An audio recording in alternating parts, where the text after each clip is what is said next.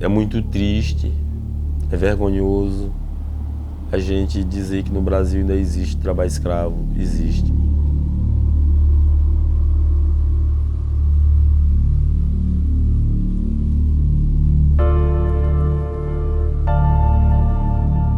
O pior momento foi quando a gente estava em Marabá. Aí chegou, disse que era muito bom o serviço e dava do cara ganhar tanto no mês, o cara tinha bom alojamento. Na primeira casa que eu trabalhei, comecei com 8 e saí com 12 anos. Quando chegamos lá não tinha poço, não tinha rio, tinha só uma grota assim dentro do açaizal.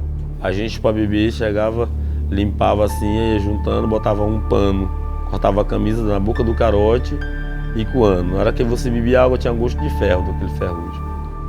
Sempre ele falava que eu não tinha saldo, que o saldo era devedor e a gente estava sempre com fome, né? Praticamente debilitado. As pessoas aproveitam a oportunidade de quem não tem. 18 trabalhadores foram resgatados por condições análogas à de escravo.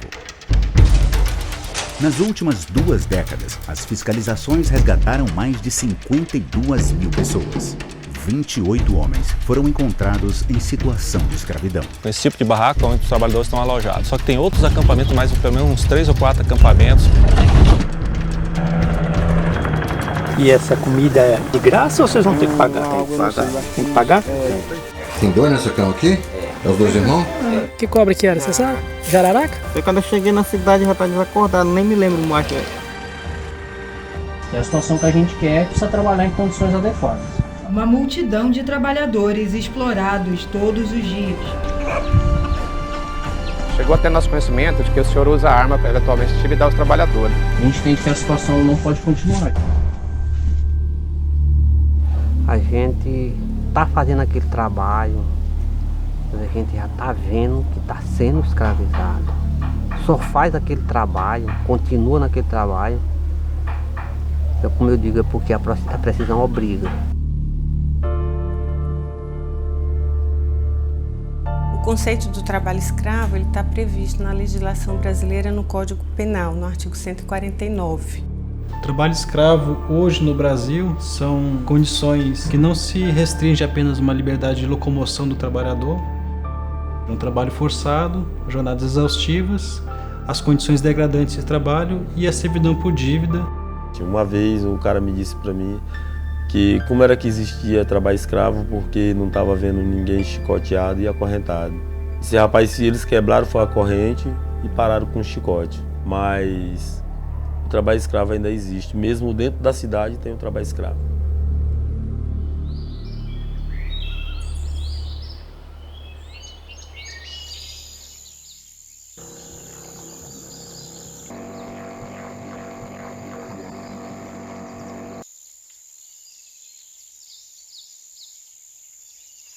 Nasci na cidade de Monção, lá que eu cresci ajudando meus pais a trabalhar na roça. Para ajudar meu pai a criar os irmãos mais novos, e a minha vida foi assim. Eu comecei a trabalhar com 10 anos. Comecei a trabalhar com a idade de 8 anos. Trabalhava de roça, também junto com meu pai. 8 anos, cuidando de criança. Ia plantar mandioca, aí plantava o feijão, arroz. Porque minha mãe trabalhava demais, assim, na roça, mas meu pai não tinha com quem deixar a gente. Sempre eu tive a invocação de querer trabalhar, desde eu pequeno. Ela começou a quebrar coco com a minha avó, aí eu me levava junto. Aí eu ia, pegava um saco em miudinho e ia carregar os cocos junto com ela. Na primeira casa que eu trabalhei, comecei com 8, quando eu estava com uns 10 anos, ela já mandava eu fazer comida, mesmo para adulto, né? Então a gente cresceu ali junto com eles, trabalhando, e ele não teve aquele esforço de botar a gente para estudar. Eu estudei muito pouco, eu estudei lá no interior, não tinha muito acesso para a escola. Nessa época, eu com 16 anos, comecei a sair para trabalhar nas fazendas. Não tinha ainda 18 completo.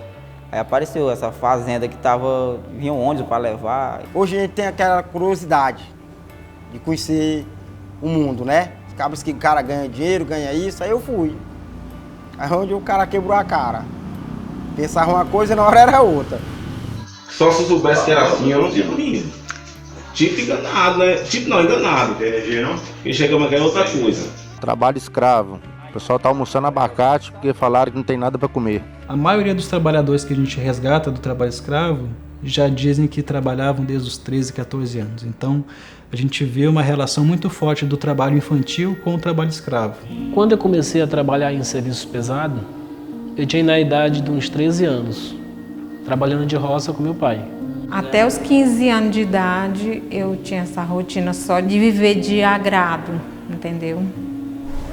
Já cheguei aqui em Pindaré com uma idade de 16 anos, aí comecei a sair. Larguei o estudo cedo porque a precisão obrigou. Eu vim deixar umas cargas de milho para um vizinho lá da gente no interior. Aí quando eu cheguei tinha um volante, o cara levando um trabalhador para trabalhar no Pará. E ele ia sair no outro dia. Aí falei com mamãe, meu pai nem queria que eu viesse. Veio eu e outro compadre meu. Eu tinha 16 anos e ele tinha 15 anos. Qual a tua idade, nenê? E aí? 7 anos, é?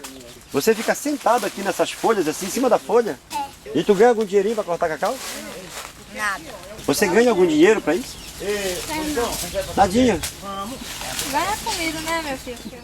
A erradicação do trabalho infantil é uma forma de prevenção do trabalho escravo, porque a gente vê que a grande maioria dos trabalhadores escravos foram trabalhadores infantis. Quantos anos? 5? Estava colhendo cebola também? Se você erradica o trabalho escravo, você também previne o trabalho infantil, porque você vai acabar com aquela condição de pobreza daquela família, que muitas vezes, o que acontece? Essa família, ela coloca o seu filho para trabalhar por uma condição de pobreza, de extrema vulnerabilidade. Vocês são tudo da mesma família? É. Esse facão aí, pô, não vai no dedo não, né? Nunca foi, não? Isso é com cuidado, né? De vez em quando acerta. De vez em quando acerta? Ele oferecendo, chega nas casas oferecendo já o dinheiro. Às vezes acontece chegar num dia que você não tem nem um café para beber. Você pega aquele dinheiro. Você já sai devendo. Primeiramente eu pedi R$400 que era para me deixar com a minha esposa e ele só adiantou R$50.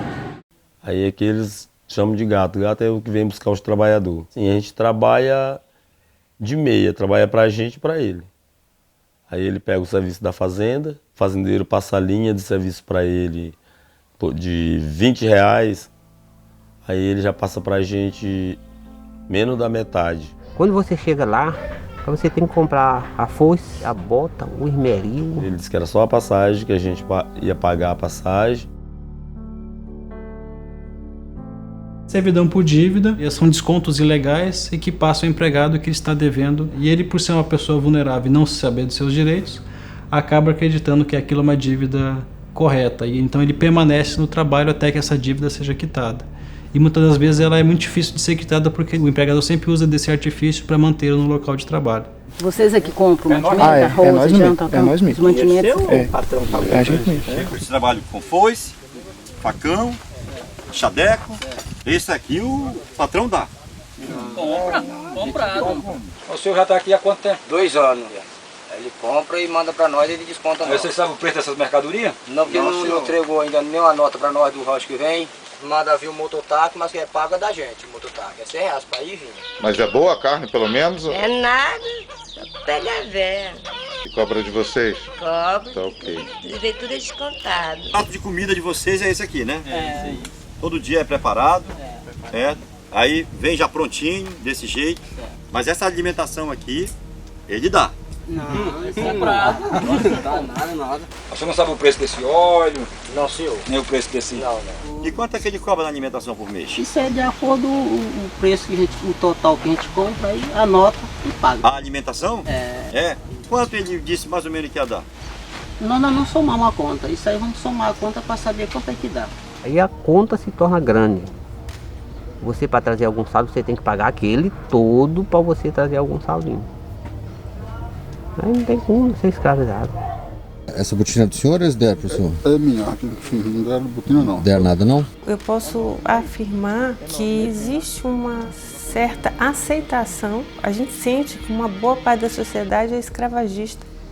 e não se incomoda e não estranha ver a população, seus iguais, em situação de escravidão, porque é escravagista, ainda é. Uma questão que sempre foi afirmada é que como se o trabalho escravo fosse resquícios de uma sociedade escravocrata, ou seja, como se fosse um resquício do passado, um eco do passado distante.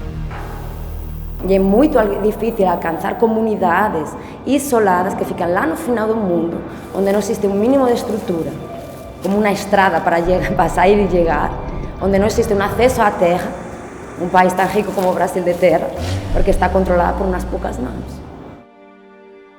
Eles chamavam alojamento, mas era só um barracão cheio de rede, entendeu? 90 era só no barracão que eu ficava. Lá tinha mais de 50 barracão daqueles. E tinha uns que davam o dobro do nosso. Tinha mais de 2.000 pessoas. Aquela lona preta, que aí o dia de domingo que a gente não ia ver isso pro serviço, não tinha nem como ficar, porque aquela lona esquenta tanto, o cara não pode ficar dentro. Lá nesse tempo tinha umas redezinhas garimpeiras. Aí por azar eu comprei uma dessa. Aí levei. Rapaz, quando dava meia-noite, parecia que eu estava dentro de uma banheira de água gelada. O barraco não tinha parede, era tudo no aberto. Não leva rede, dorme no chão. Aí quando vinha a chuva, aí piorava a situação. Porque quando dava o vento, começava a furar, e naquele, né, furar lá de um lado do outro, aí quando começava a chover, aí a água caía e você ficava, encostava num canto para poder deixar a chuva passar, para você dormir um pouquinho. Pai, segunda-feira, deu uma chuva, sabe? Um vento forte aqui. Passou derrubando tudo aí, que fosse um marmolho ia caindo. Se tivesse gente dentro desse barraco, o que era acontecer? Tinha um machucado, né? Era? Porque assim, tinha as vagas, não tem? Cabia 30, outros cabia mais, 200 pessoas. Aí dormia num monte, tudo bolão. O bolo e peão em cima dos anzouros. Pelo barracão de lona percebemos que é de terra abatida, percebemos a carne aqui totalmente exposta a insetos. O fazendeiro, quando ele faz um barraco para botar os trabalhadores para trabalhar, sempre fica na beira de um açude. Tomavam banho, consumiam e lavavam suas roupas. Para banho, para fazer comida, para beber. Tá, vocês fervem a água antes? Não, bebe direto. Senhor, a gente pega, bebe. Tá, como é que você faz, por favor, seu Roberto? Deixa eu abanar aqui ela. Meta a mão. Tem um gostinho de raiz. De raiz? É, mas desse lodo velho aqui, essa caparrota. Vocês não têm água quente não, né? Quer dizer que na época do inverno vocês tomam banho frio. É. É mesmo? Você vê aqui, ó, a situação ali da escuma do sapo que desce, que sobe. A gente limpa no outro dia, chega no outro dia desse jeito. Aí vocês pegam água de beber daqui, bebem, tomam banho. Olha, eu tô seguindo só uma pira, só dessa água. Aí muitas vezes a gente preferia beber água do garapé do que da pipa. Porque a água do garapé é corrente. E o da pipa era parado e ainda era enferrujado a água, tinha gosto de ferrugem. E aqui, pra beber, lavar roupa, lavar louça, o que mais? Lavar louça, fazer café, cozinhar. Tudo a água daí? É, tudo a água daí. O banheiro é ali então? É. Não tem banheiro, é no tempo mesmo. As necessidades que a gente tinha que fazer era no mato mesmo. Podia ser de dia ou de noite. Você não tem medo de estar na hora que está fazendo necessidade de vocês aparecer um bicho qualquer? É, de ter medo a gente tem, agora só que é o jeito, a gente vai fazer o quê? E as condições sanitárias básicas, os trabalhadores eram submetidos, o banheiro disponibilizado, não guardando nenhuma privacidade, sem condições nenhuma de higiene. Quando dava 6 horas, 7 horas para estar no campo. Ia comer 3 horas da tarde. Se chegava 11 horas, 11h30, 12 horas, 1 hora, você tinha que ficar no serviço até parar na hora que a comida chegasse. Era no sol. Não tinha uma cabana pra gente ficar debaixo. Tolou uma das carretas lá, chamou o rapaz do trator de pneu para puxar. O menino tava embaixo do trator, aí passou por cima dele, o cara saiu de cima dele. Nossa, trabalhar junto com a gente, velho. Triste demais. Às vezes quando ele levava a comida, você tava lá dentro do serviço, aí ele dava um grito, ó o boião, aí dessa hora ele levava as panelonas, ele fazia o prato, deixava lá na cabeça da estaca e ia-se embora. Chegava lá no meio do sol quente, a gente via, quando chegava a ver, já tava dando até formiga. Se cansou de acontecer. Caso assim, uns ovos cozidos com feijão. A cozinha de madrugada, quando ele abriu, estava azulzinho dentro, mas era obrigado a comer para não morrer de fome. Alguns dormem no chão e outros nas redes? Bora almoçar? Não, obrigado. Tô comendo. Vocês não têm pratos para almoçar também, não? Tá.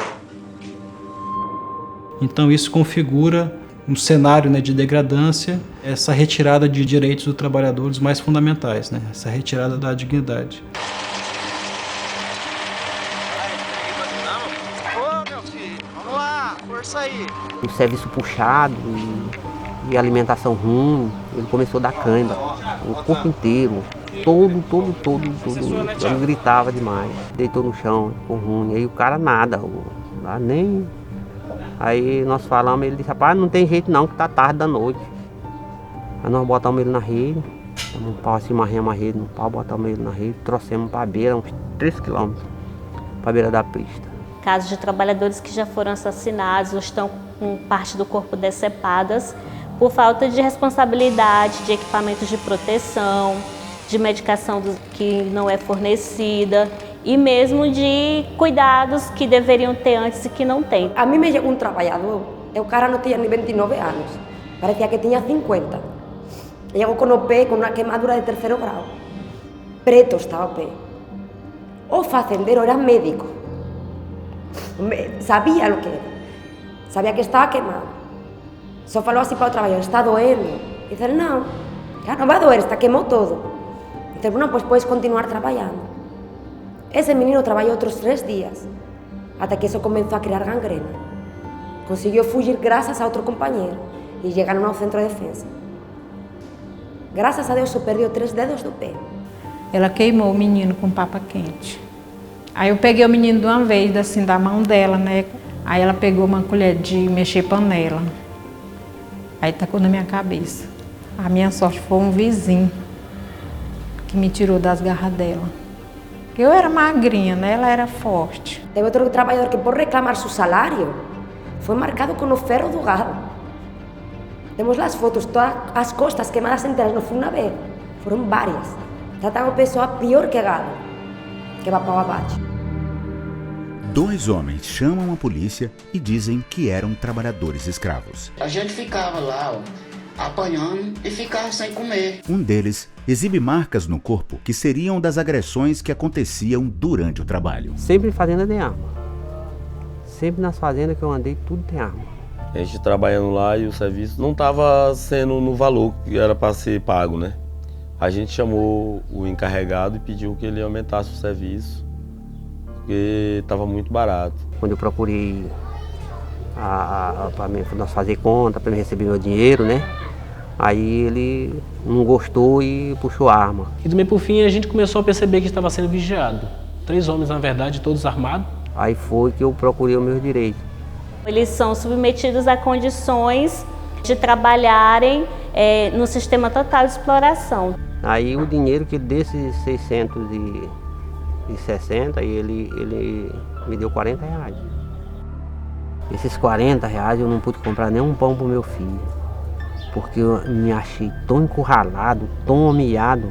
Os casos que atendíamos até uns anos atrás eram trabalhadores e trabalhadoras que fugiam literalmente das fazendas, então atravessavam o mato, a floresta, perseguidos por cachorros, por cavalos, por lo que são os pistoleiros, os vigilantes das fazendas. E por acaso, por casualidade da vida, por essas campanhas de prevenção que a gente informa, de que é o centro de defesa, onde podem denunciar, essa pessoa chega. A sociedade civil, no caso do trabalho escravo, tem um papel fundamental, né? Acho que tanto na denúncia, como também no resgate imediato. Então a gente precisa que vocês colaborem. Tudo que vai acontecer aqui vai ser para ajudar vocês. O Ministério do Trabalho está aqui para ajudar o trabalhador. E a senhora estava escondida no mato por quê? Tá com medo, era isso?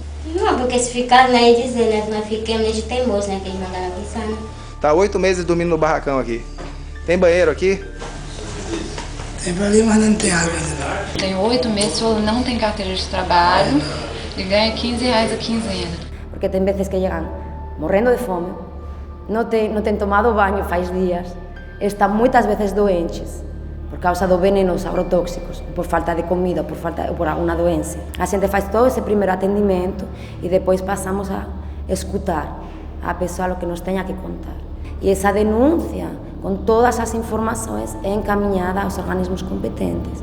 As denúncias estão sendo mais rápidas, porque muitos trabalhadores têm acesso ao WhatsApp, até com vídeo, com foto, até com a localização de GPS, onde fica a fazenda. Desde 95, nas ações fiscais coordenadas pela Auditoria Fiscal do Trabalho, já foram resgatados mais de 53 mil trabalhadores de condição análoga de escravo e mais de 100 milhões de reais de verbas salariais e rescisórias foram pagas a esses trabalhadores em razão das ações fiscais. São mais de 4.500 estabelecimentos fiscalizados. O número de trabalhadores resgatados foi o maior, que foi em 2007, que foram 6 mil em apenas um ano. Desde 2012 que não havia um aumento de um ano para o outro do número de resgatados, né? Com exceção, foi justamente o ano de 2018. Acende para a gente um alerta de que o trabalho escravo poderia estar indo para uma erradicação, mas de um ano para o outro tem um aumento quase que o triplo, né? A gente, com os mesmos recursos, com um quadro de efetivo menor, a gente encontrou uma quantidade muito maior de trabalhadores. Eu tinha medo quando eu estava lá, eu tinha medo, muito medo. Porque eu tinha medo deles irem atrás da gente, mandar matar, porque sempre a pessoa fica com medo. O dia que esse homem chegar aqui, eu vou fazer que eu estou morrendo de dor de dente. E ele me dá dinheiro, se ele me der dinheiro, eu vou em Ceilândia, que diz que Ceilândia tem um centro de defesa que tira trabalhadores dessa situação aqui. Nós não vamos sair daqui sem dinheiro, não. Nós já tinha feito muito serviço para eles. Me botaram no carro e fui levar eles lá na fazenda onde estavam meus companheiros, tudo lá. E aí quando eles vieram, eu fui com eles até a fazenda. Aí infelizmente não estavam mais todo o grupo. Alguns tinham conseguido fugir, mas foram embora para casa e a gente não conseguiu mais localizar eles. Mas não, a boa parte ainda estavam lá. Tomei até um susto. Os caras tudo com metralhadora, só cabão forte com a mão aqui. Na hora que eu olhei, pensei que já eram os pistoleiros do cara lá, que disse que ele tinha pistoleiro demais. Cheguei para perto. Não, rapaz, o pessoal da Federal não estão aí. Foram conversar com a gente. Aí eles foram explicar para nós que tudo que nós fazia, comida, a farda, tudo estava sendo descontado. Aí só vocês trabalhavam, mas quando dava no final você ia pegar um dinheiro bom para mandar para a mãe ou para os irmãos, quando pensava ganhava pouco dinheiro. Eu fiquei foi triste quando eles me falaram. A gente não encontrou quase nada do que a lei determina que vocês têm que ter. E aí dessa vez ele pagou a gente direitinho, pagou tudo, a gente contou tudo que ele falava. Aí eles assinaram a carteira da gente, a gente recebeu as parcelas, tudo que a gente tinha direito a gente recebeu. Mas só porque procuramos o nosso direito. Achei bom, ganhei o dinheiro, que foi o dinheiro que eu fiz aquela casa minha hoje. Eu me senti honrado, eu me senti com coragem, não sei não da onde eu tirei, por eu me livrar daquilo ali, sair daquele trabalho ali e tirar todos os meus companheiros. A denúncia do trabalho escravo ela pode ocorrer nos órgãos que atuam na repressão, que é o Ministério Público do Trabalho. Pode ser diretamente na internet, anonimamente, inclusive no site, tem um campo lá para fazer denúncia anônima. Ou através das ONGs, né? Por exemplo, no Maranhão existem ONGs que comumente denunciam CDVDH, CPT, né? Comissão Pastoral da Terra.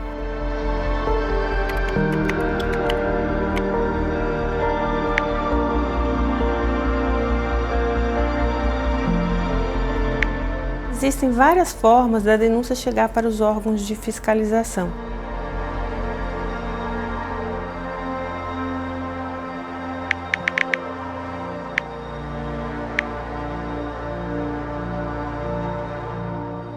A OIT, ela tem as normas internacionais do trabalho e tem as convenções. O Brasil já ratificou as 2 convenções sobre o trabalho escravo. E uma vez que o país tenha ratificado, a OIT ela apoia os governos, empregadores e trabalhadores a fazer valer o que está escrito naquela convenção no seu país, na sua legislação, nas suas políticas públicas. O Ministério Público do Trabalho, especificamente, a gente está atuando na questão repressiva ainda de maneira forte.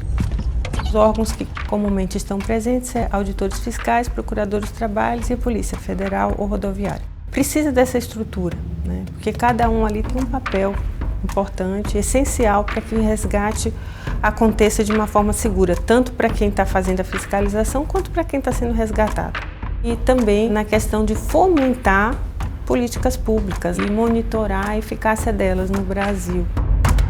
A atuação repressiva não é suficiente, não vai transformar a realidade. Muitos trabalhadores que são resgatados, eles acabam sendo outra vez resgatados porque não tiveram oportunidades. Para vocês identificarem, eu faço parte do grupo junto com o Ministério do Trabalho, eu sou defensor público, tá? Que é uma espécie de um advogado, tá? Que veio no socorro de vocês. Vocês tenham a certeza de que todos os direitos de vocês vão ser respeitados. A maior parte dos casos estão concentrados tanto em pecuária como agricultura. Mas já de uns anos, dos últimos anos para cá, nos últimos 5 anos, até mais, a gente tem visto que trabalho escravo é uma realidade em qualquer lugar, inclusive em contexto urbano. Hoje não tem nenhum estado do Brasil que não tenha tido registro de trabalho escravo em alguma atividade.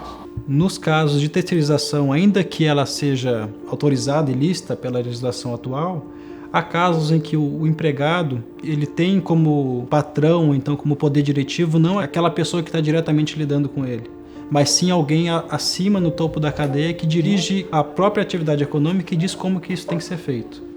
E às vezes, muitas vezes, essas empresas intermediárias estão mascaradas como os meros setores fabris de uma empresa maior. Quando ela vai contratar alguém para prestar os serviços para ela, me parece natural que ela queira saber como que esses serviços vão ser prestados, né? Imagino que ela olhe questões de qualidade, quem é a mão de obra, se é qualificado ou não, porque ela está contratando, está pagando, eu imagino que ela vai querer saber como é que esse produto vai chegar para ela.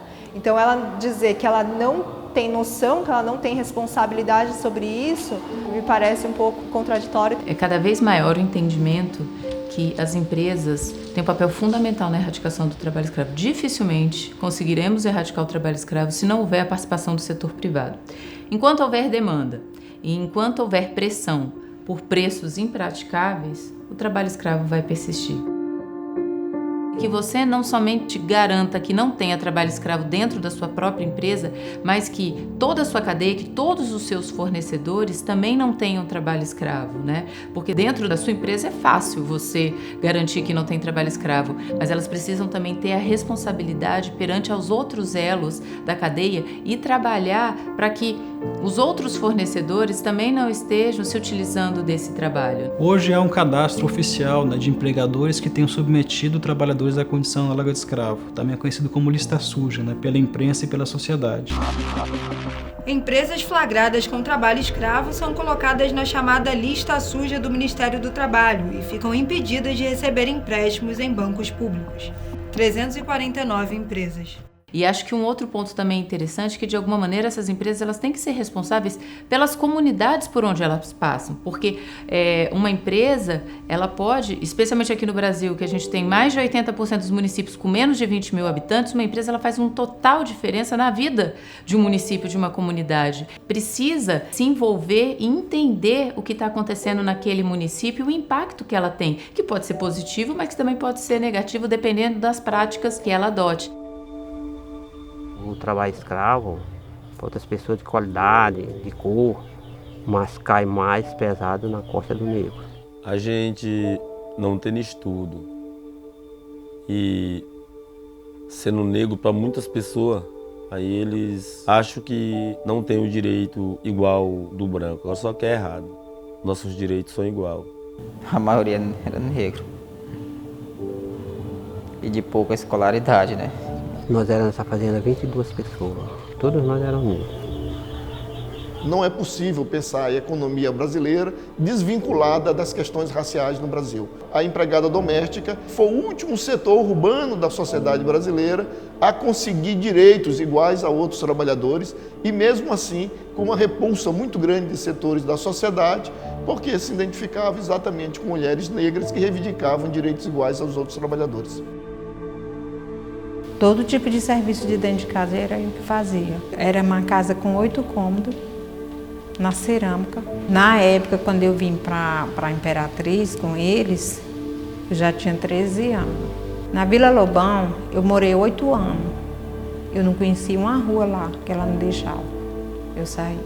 Era só dentro de casa direto. Eu não tinha licença de brincar com ninguém, que ela não aceitava sequer nem eu fazer uma carta para mandar para minha família. Aí nisso eu já estava com uns 3 anos que eu não mandava notícia. Acho que bem com medo de de eu falar o que eu estava passando, né, para meus pais. Saí de lá que nem uma sandália assim eu tinha, ó. Roupa. Ela mandava desmanchar as roupas dela, que ela era forte, eu era magrinha, e fazia roupa para mim. Quando eu falava de ir embora, ela me trancava dentro do quarto. Minha bisa morreu, eles foram pro velório dela e não me falaram nada. Quando eu fui saber que a minha bisa tinha morrido, já tinha mais de ano. Infelizmente, o trabalho escravo ele é um fenômeno dinâmico, né, e que ele se adapta a diversas conjunturas. Aonde houver pobreza, esse fenômeno ele vai persistir. E onde a vulnerabilidade das pessoas ela for tamanha, essas pessoas vão acabar se sujeitando a condições degradantes de trabalho. Depois de você ter filho, ter família, ter filho, você é obrigado a fazer serviço que seja escravizado, mas você quer ver seu filho com a barriga cheia. Seja você sendo escravizado. A gente enxergava que a gente estava escravizado, mas a única opção que tinha era aquela. Você não tem, é obrigado a fazer do jeito que eles querem. E aí a pessoa quando quer ser honesto, quer criar os filhos, dar um exemplo melhor possível, aceita essa escravidão porque ele não vai querer tirar dinheiro por filho de outro trabalho, ele quer tirar do suor do rosto dele para dar uma educação para o filho melhor, um exemplo melhor para o filho. E aí é onde ele vai sofrer. Da precisão, que é um nome que o maranhense dá, exatamente a extrema necessidade em que ele procura o trabalho para suprimir suas necessidades fundamentais e por isso ele é submetido a essa situação. Ou seja, se nós não enfrentarmos as causas do trabalho escravo, que é da desigualdade e ao mesmo tempo da extrema pobreza, vamos continuar convivendo com essa situação no Brasil. Ou você se submete, então você não vai ter trabalho. Teve vários casos, né, que você resgata um trabalhador e no dia seguinte esse trabalhador está suscetível a cair novamente na mesma situação em que ele foi resgatado. O objetivo principal é fazer com que trabalhadores não venham a ter a experiência do trabalho escravo, porque a gente muito fala, precisa resgatar, precisa atender a vítima, mas não seria melhor você não ter que resgatar do que você não ter que atender a vítima e não ter que imaginar que um trabalhador passou por essa situação? Eu vim começar a pegar em dinheiro mesmo assim, esforçado do meu trabalho, depois dos 20 anos. O dinheiro máximo que eu já ganhei de casa dos outros foi 300, 250. Vocês folgam algum dia da semana? É direto, logo dia de grilo. É direto? Direto, a sábado. Não tem? Domingo não tem? É feriado, não tem nada. O senhor comprou esse sapato, essa botina que o senhor está usando? Foi. O senhor comprou? Foi. Não foi o patrão quem deu? Não. A foice foi o senhor que comprou? Eu comprei também. Os estudos apontam que o trabalho escravo para algumas atividades econômicas ele é extremamente lucrativo, né? Por isso que ainda a gente vê isso muito ainda hoje, né? E tem muitas pessoas que pensam que não existe trabalho escravo e ele está aí, está na cara de nós todos. Está na cara de nós todos. Eu convido qualquer pessoa a pensar um dia do seu trabalho como trabalhador escravo. Eu gostaria que as pessoas imaginassem um dia dela num corte de cana, 16 horas por dia cortando de 8 a 12 toneladas de cana sob o sol, tomando água quente, tendo que almoçar debaixo de um trator. Eu convido uma pessoa a pensar, a se imaginar trabalhando numa oficina de costura sem poder levantar por 16 horas seguidas. Eu convido qualquer pessoa a imaginar você que carregar nas costas durante 1 hora, não precisa ser por 16 horas, 1 hora, carregar 60 quilos de carvão nas costas e subir 4 metros para encher o caminhão. Eu gostaria que as pessoas pensassem nisso e se colocassem no lugar. E eu tenho certeza que nenhum de nós aqui conseguiríamos fazer qualquer uma dessas coisas que os trabalhadores fazem.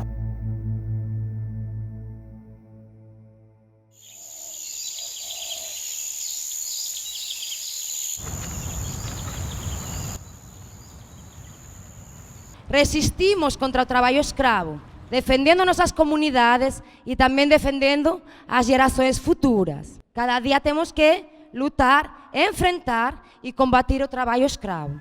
A sociedade civil e tanto as ferramentas de divulgação, né, de conscientização, são muito importantes porque vai muito além da atuação do auditor fiscal do trabalho. Que hoje a minha vida é muito mais fácil do que era antes. Depois que eu comecei estar tendo envolvimento com o pessoal do Centro de Defesa, para mim, ali foi uma fonte de sabedoria, eu aprendi muita coisa. Hoje, ali no Centro de Defesa, tem um encontro dos trabalhadores que foram resgatados e algumas pessoas que querem também. E tem todos os anos, a gente vai e aprende muita coisa. Aí a gente já passa essa instrução para outro companheiro de trabalho não cair como a gente caiu. Mas isto é para vocês falarem nas comunidades de vocês, tá? Porque nós somos multiplicadores de nossas informações. É assim que a gente combate a escravidão. Elas têm um papel por ter uma liberdade de atuação, né? Então eu vou fazer um trabalho diretamente com as escolas, com a comunidade. A gente define que trabalhamos através de 3 linhas de atuação. A primeira é a de prevenção do trabalho escravo. Então a gente trabalha muito com a arte e a cultura, trabalhando muito com crianças, adolescentes e jovens, porque a gente sabe que o ciclo da escravidão não é apenas o trabalhador, você tem que acabar de geração entre geração, senão não adianta nada. A gente trabalha também através de campanhas preventivas, fazemos panfletos, as redes sociais também para informar, e a gente trabalha muito com a formação cidadã. Porque não é apenas formar, explicar o que são os direitos humanos, senão a gente tenta que isso parta para a prática e organiza as comunidades para a conquista de direitos. Conhecer a realidade é uma forma de combatermos essa realidade, quando ela é tão dura para alguns. Eles me passaram bastante instrução, conversaram comigo pelo Centro de Defesa. Já para me sair para trabalhar, tem que procurar que tipo de pessoa é, de onde ele é. E aí de primeiro eu saía com qualquer um, e aí sofria demais, e hoje eu não faço mais isso. Através da repressão, que é nossa segunda linha de trabalho, a gente dá orientação e atendimento jurídico e social integral. E no terceiro ponto, a gente trabalha através da inserção social. A gente nem sequer fala de reinserção social, porque a gente assume o fato de que essas pessoas nunca foram inseridas. Antes, eu não conhecia o que era o direito. Então, por eu não conhecer o que era o direito, no passado eu sofri muito e tinha muito medo de procurar o meu direito. E hoje, doer de quem doer, mas eu não aceito ninguém fazer comigo o que já fez no passado.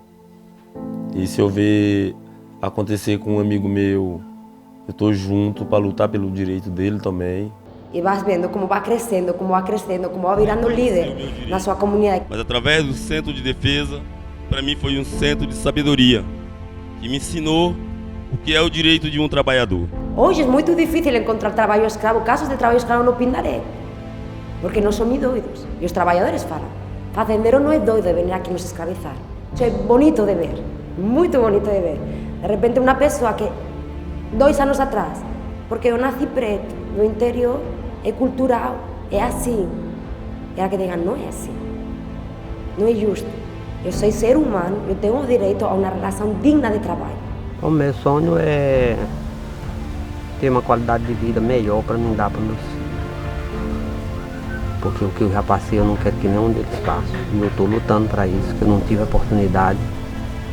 Mas eles estão tudo na escola, que é para mais tarde não poder cair numa dessas. A gente já entendeu que esse papel é nosso, né, de controle das políticas públicas e o que a gente pode cobrar do governo, do Estado brasileiro como um todo, no sentido de para a implementação dessas políticas. O combate ao trabalho escravo não é uma questão que pode ser deixada de lado, ele tem que ser prioridade. Está lá na Constituição, a gente tem que entender que a Constituição tem que ser respeitada, não é um livro de intenções. Garantir, né, os direitos básicos mínimos para todos, inclusive os trabalhadores, não é benevolência de Estado, é dever e é obrigação. É impossível você falar em futuro do trabalho com a persistência do trabalho escravo e do trabalho infantil. Então a necessidade sim hoje de acelerar e de erradicar o trabalho infantil e o trabalho escravo para que a gente possa realmente debater o que importa, que é o futuro do trabalho, e tomar ações para que a população esteja preparada para esse futuro do trabalho. Mas enquanto houver trabalho escravo e a gente tiver que perder nosso tempo com a discussão sobre a erradicação do trabalho escravo e trabalho infantil, dificilmente a gente vai conseguir tomar as medidas efetivas para chegar nesse futuro do trabalho que nós estamos pensando atualmente, que vem sendo discutido no âmbito do centenário da OIT. Uma vez eu, dando uma entrevista para uma pessoa, ele foi e me procurou por que eu tinha sido resgatado 3 vezes. Eu digo, meu amigo, É muito fácil ele explicar e é fácil mesmo, porque olha, eu fui resgatado, mas a minha precisão continuou. Porque é ruim a gente ver a família da gente precisando das coisas e não ter.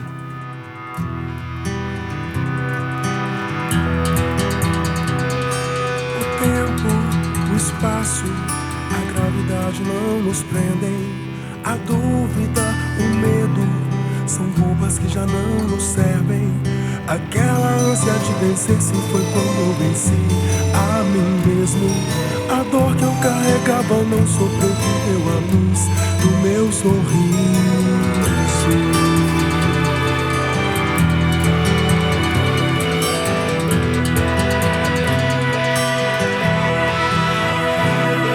O tempo, o espaço, a gravidade não nos prendem. A dúvida, o medo são roupas que já não nos servem. Aquela ânsia de vencer se foi quando eu venci a mim mesmo. A dor que eu carregava não sobreviveu à luz do meu sorriso. E na nossa casa de flores, pedras e nuvens, folhas e sonhos, a culpa e a maldade nunca vem nos visitar.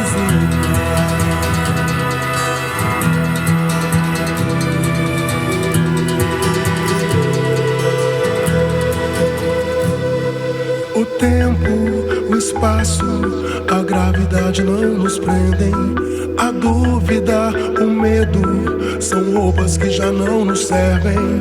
Aquela ânsia de vencer se foi quando eu venci a mim mesmo. A dor que eu carregava não sobreviveu à luz do meu sorriso. E na nossa casa